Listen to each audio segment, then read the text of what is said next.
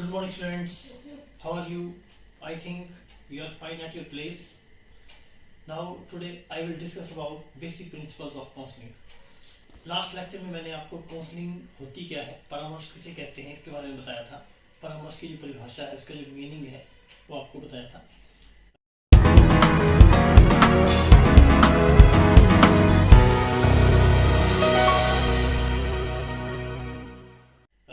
तो जो काउंसलिंग है, ये जो है एक ऐसी प्रोसेस है जिसमें दो पर्सन होते हैं, एक काउंसलर होता है और एक काउंसली होता है, और एक फेस टू फेस रिलेशनशिप है ये काउंसलिंग।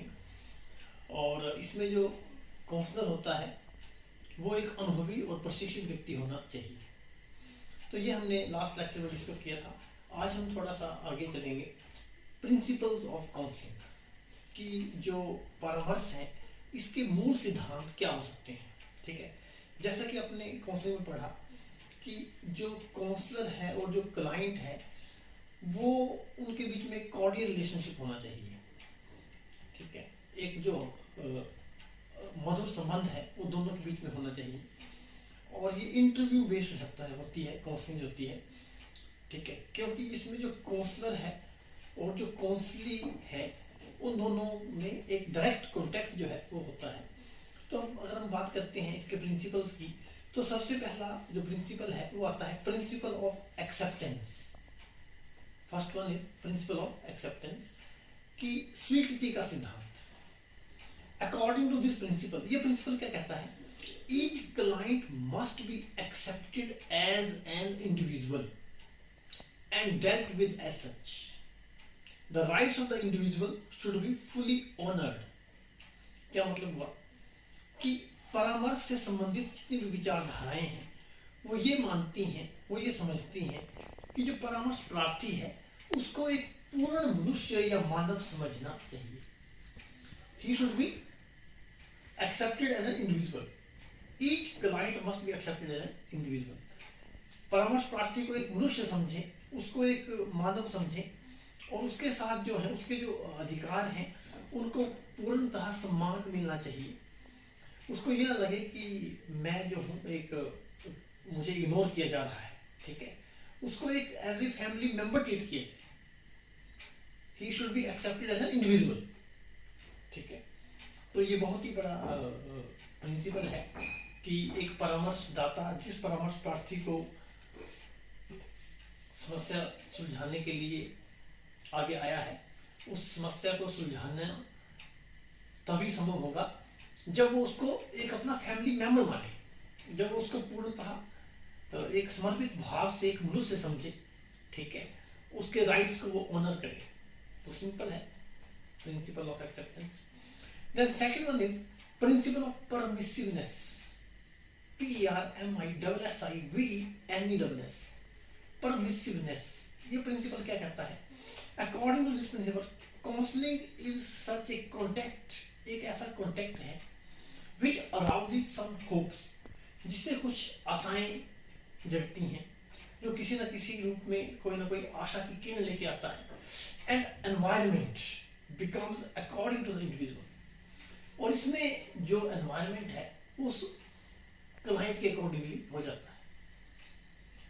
ठीक है, उचित एटमोस्फियर हम यहाँ पर बच्चे को या क्लाइंट को प्रोवाइड करें, और हम जो है उसको क्या करें, हम उसके साथ सहानुभूतिपूर्वक व्यवहार करें, और एक जो कॉन्टेक्ट है वो इस तरह का हो जो उसके अंदर नई आशाएं लेके आए। ठीक है, तो ये क्या है, प्रिंसिपल ऑफ परमिसिवनेस।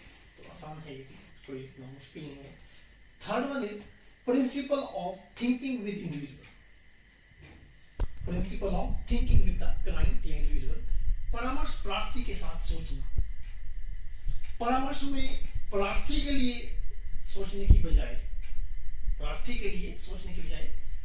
के साथ उसके जो विचार हैं उनके अनुकूल सोच करके जो परामर्श देना है, ये सर्वमान्य सिद्धांत है। तो प्रार्थी के लिए सोचना नहीं है, बल्कि प्रार्थी के साथ उसके जो विचार हैं उनके अनुकूल सोच करके परामर्श देने की जरूरत है।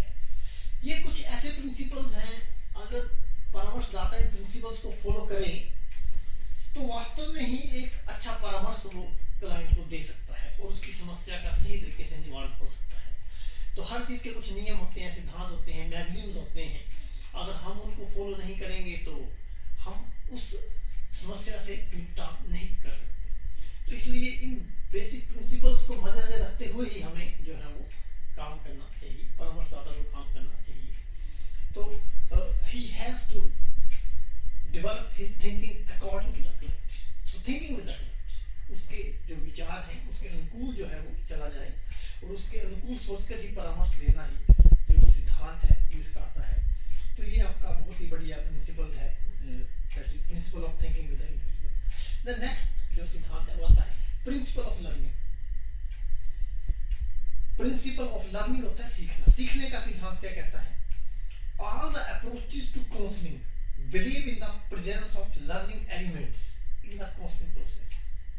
जो भी परामर्श की प्रक्रिया है उसमें जो सीखने के एलिमेंट्स हैं उनकी जो प्रेजेंस है उसमें विश्वास करना जो है ये काउंसलिंग के अंतर्गत आता है। इसमें जितनी भी अप्रोचेज आती हैं काउंसलिंग के अंतर्गत वो सीखने को प्रोत्साहन देती हैं। परामर्श की जितनी भी विचारधाराएं हैं वो सीखने के महत्व को स्वीकार करती हैं। ठीक है, लर्निंग नहीं होगी तो हम सीखेंगे क्या? लर्निंग जो है ये एक बहुत ही बढ़िया स्टेप है।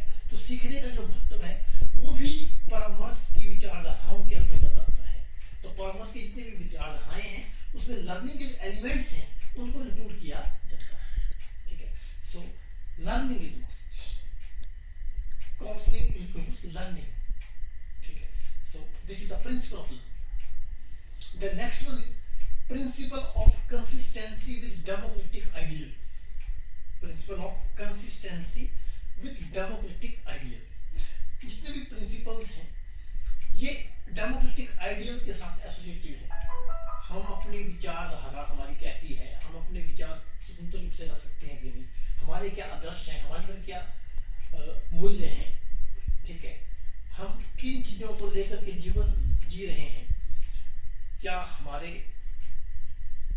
कुछ सोशल नैतिक मूल्य हैं कि नहीं, हम अपनी बात को कितना स्पष्ट रूप में दूसरों के आगे रखते हैं, हम कितना दूसरों की बात को सुनते हैं और उसके विपक्ष में हम क्या कुछ बोलना चाहते हैं, अगर वो बात ठीक नहीं होती तो हम क्या तर्क देते हैं, हमारे क्या डेमोक्रेटिक आइडियल्स हैं, हमारी फिलॉसफी है क्या जीवन के प्रति। ये प्रिंसिपल जो है ये डेमोक्रेटिक आइडियल्स के साथ, स्वतंत्र जो डेमोक्रेटिक जो प्रजातंत्रात्मक जो आदर्श हैं उसके साथ ही संबंधित है। And these demands to accept the ideal people and to honour the other rights. ठीक है, counselling process is otherwise based on the regard for others. दूसरों के लिए रिगार्ड देना ये भी काउंसलिंग प्रक्रिया का ही एक हिस्सा है। जब तक आप दूसरों की बात को सुनोगे नहीं, पूरी तरह से आप सुनोगे नहीं तो आप अपना पक्ष नहीं रख सकते। अपना पक्ष बाद में रखिए, पहले दूसरों की बात को सुनिए। ये एक सिद्धांत है काउंसलिंग का। दूसरों की बातों को चाहे उसमें जितनी नेगेटिविटी क्यों ना हो, उस नेगेटिव अप्रोच को भी आपको सुनना पड़ेगा, उसके बाद ही आप अपने विचार को रख सकते हैं। तो इसलिए जो है वो ये बहुत ज़्यादा जरूरी है कि आप जो नेगेटिव चीज़ें हैं उनको भी सुने, फिर आप अपना पक्ष रखें। So this is the principle of consistency with democratic ideals. कितनी निरंतरता आप प्रजातांत्रिक जो आदर्श हैं उनके साथ बनाए रखते हैं, उसका ये सिद्धांत है। दूसरों की बातों को सुनना और उसके बाद जो है रिजेक्ट करना, ये नहीं कि बीच में ही रिजेक्ट कर रहे हैं। ठीक है, तो ये नहीं होना चाहिए। ठीक है, नेगेटिव वैल्यूज को भी सुनिए, आप उसको एक बार मंथन करिए, उसमें क्या है कुछ है, उसके बाद आप अपनी बात रखिए। ये बहुत ही बढ़िया प्रिंसिपल है कि डेमोक्रेटिक आइडियल के साथ किस तरह से कंसिस्टेंसी जो है हम कर सकते हैं। And then last one is principle of respect for the individual. जो लास्ट सिद्धांत इसका आता है वो यही है कि परामर्श प्रार्थी के साथ क्या कहते हैं उसको, जो principal of respect for the individual, कि जो परामर्श प्रार्थी है उसको हमने रिस्पेक्ट देनी है। ठीक है, व्यक्ति के लिए आदर का भाव होना चाहिए। निर्देशन और परामर्श की जितनी भी विचारधाराएं हैं वो इस बात से सहमत हैं कि व्यक्ति का आदर किया जाना चाहिए। ठीक है, all the approaches to counseling insist for respect of the individual वो इस बात पर बल देती हैं कि व्यक्ति का आदर किया जाए, मतलब that is to regard a person's feelings should be the part of the process. Counselling जो क्लाइंट है उसकी किस तरह की भावनाएं हैं, उन भावनाओं को सम्मानित करना, उनको रिगार्ड देना, उनका ऑनर करना। ठीक है, व्यक्ति के अंदर गुस्सा हो सकता है, उसके अंदर ईर्ष्या हो सकती है, उसके अंदर जो है प्रेम भी हो सकता है, उसके अंदर घृणा के भाव हो सकता है। ये सारी चीजों को आपने देखना है और समझना है, उसके बाद ही आप जो है वो एक अच्छे तरीके के साथ इसको यूटिलाइज कर सकते हैं। तो आशा है आपको प्रिंसिपल्स ऑफ काउंसलिंग प्रोसेस समझ में आए होंगे।